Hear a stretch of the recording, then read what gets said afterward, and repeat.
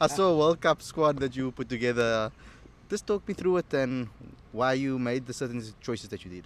Yeah, I think it's just obviously with the World Cup coming up in a few months' time, everybody will be speculating who's going to be in it, whatever the case may be. So I just put a few names together. I think everybody in the country would like Proteas to go and win it. We all probably feel it's our time.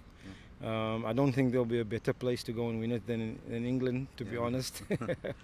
So yeah, I mean, you try and put together what you think could be competitive in the conditions, and that's more or less what I came up with.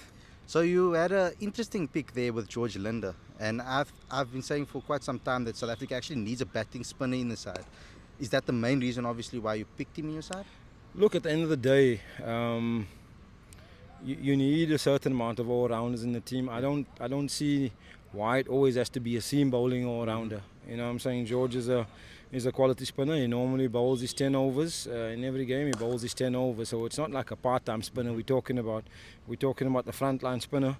And if you see the way that he's batting at the moment, out of the all-rounders in the domestic, the early part of the competition, let's face it, it's only 4 games in. Yeah. The all-rounders, early part of the competition, George and Andile have been quite good, in the way that they've batted in the first part of the competition. There's a long way to go in the competition, but I don't think it's just about this competition. He's been playing good cricket for the last 18 months, 2 years now. So you strongly believe that he's getting closer and closer to that? Well, I just feel that, obviously I put a possible starting 11. Yeah. I don't see why, the all-rounders always have to be seamers.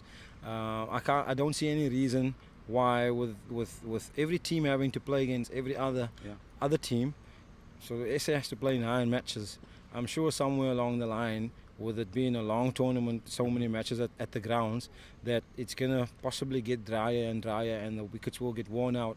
And with that type of situation, I can't see why you can't have 3 spinners in the team.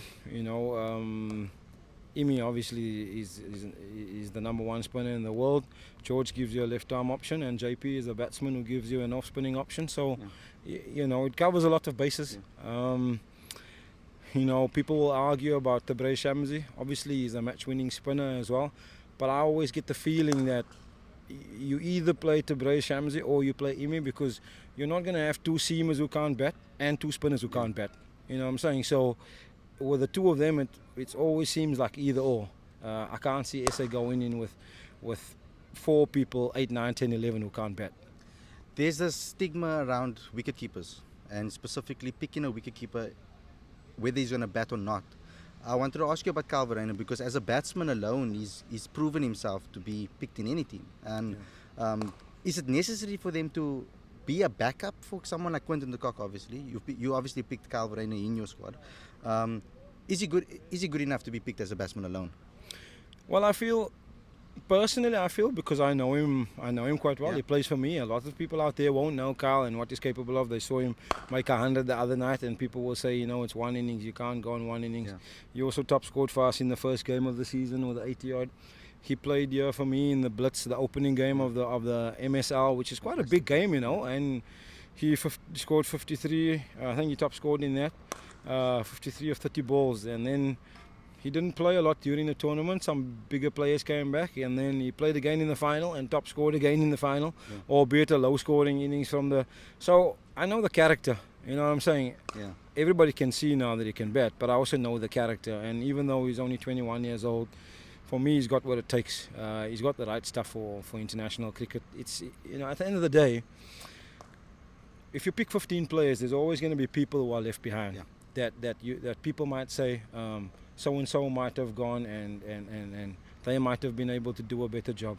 At the end of the day, whoever you select, you got to make those guys believe that you think they can do the job.